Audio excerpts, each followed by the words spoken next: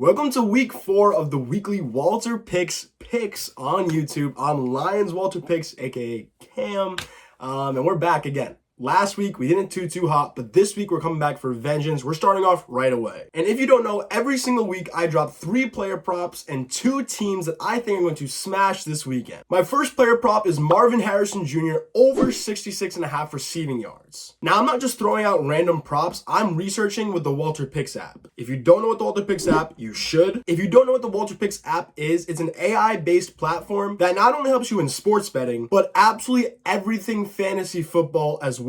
And when you download it, use code CAM for 7-day free trial. This week, Marvin Harrison Jr. has the most cupcake matchup of them all. He plays against, if you call it a defense, the defense of the Commanders. Last week, they let Jamar Chase go for 120 yards and 2 touchdowns. And not only that, every single game they've been demolished in the air. 2 weeks ago, Marvin Harrison Jr. had 130 yards, and last week he had 64 receiving yards. Obviously, him and Kyler's connection is only going to continue to rise. And against this Commanders defense, they're literally going to force feed this man the ball. The WalterPicks app is giving us a crazy edge of 22% and projecting Marv to get 90 receiving yards. So if you don't take this prop, it's on you. Let's move to the next one. My next prop is Mr. Old Aaron Rodgers under 223 passing yards. Rodgers has only hit this number 1 out of the 3 games he's played, and the one time he went over this line, he played against the defense who allowed the most receiving yards to any receiver all season long, the New England Patriots. So besides that game, he hasn't even thrown for over 200 yards. And on top of all of that, the most passing yards in a single game the Denver Broncos have led up this season is not 220,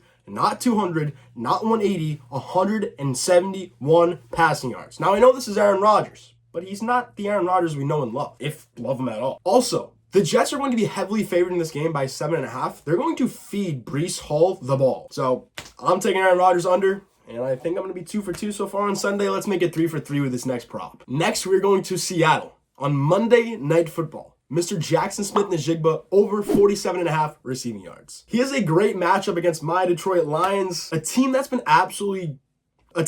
bashed by wide receivers all season long. Our secondary is just not it this year. In 3 weeks, the Lions have allowed 7 receivers to go over 40 receiving yards. And Mr. JSN has raised the ranks as he's now the wide receiver 2 on the Seattle Seahawks offense. And he may be the best route runner on his team. Give me Jackson Smith-Njigba over 47.5 receiving yards. If you don't know why I turn my hat backwards, you haven't seen the first couple episodes. When I turn my hat backwards, it's no longer prop time. It's game time. We're going to one game that screams to me, why? Why? Why are the Rams +3 against the Chicago Bears? The Rams are coming off a great win against San Fran. I guess so. I mean, San Fran was pretty beat up. Kyren Williams is an absolute beast. He had 3 touchdowns. I guess so, but the Chicago Bears defense is pretty elite. Oh, but Cooper Kupp and Puka Nacua, so they're gonna win, right? Oh, no, they're injured. Let's be real. The public is going to hammer the Rams, but the Bears are gonna win this game. I'm not touching the spread. I'm going straight Bears money line -150. That's great odds, and I'll tell you why. First up, Walter is projecting the score to be 22-17 Bears.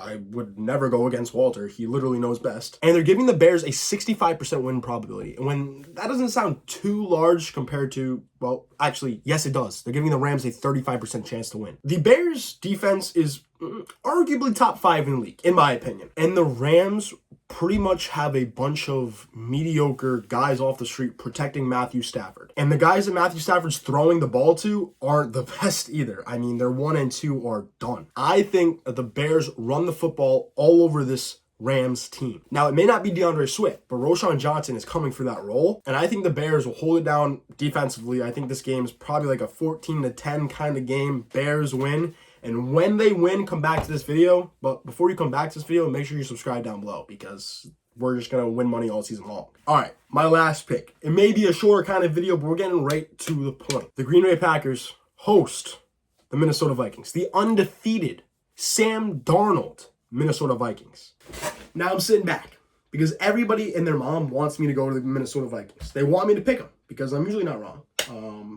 Kind of. But Walter is usually never wrong. So I'm not going with my heart. I'm going with Walter. And he is giving the Packers the best chance to win. A, Jordan Love is coming back. I would take a one-legged Jordan Love over Malik Willis, and Malik Willis still balled out for the Packers. Matt LaFleur is a literally mega mind NFL, man, like, it's just too much stuff, too much good stuff I could talk about Matt LaFleur. It's coming out of my mouth, and I just can't bring myself to words. He's going to game plan extremely well against this Brian Flores-led defense. And man, this is going to be a great game. I got the Packers by 1 or 2 points. I'm not touching the spread. I'm not touching the Vikings. I'm going to go with the Packers.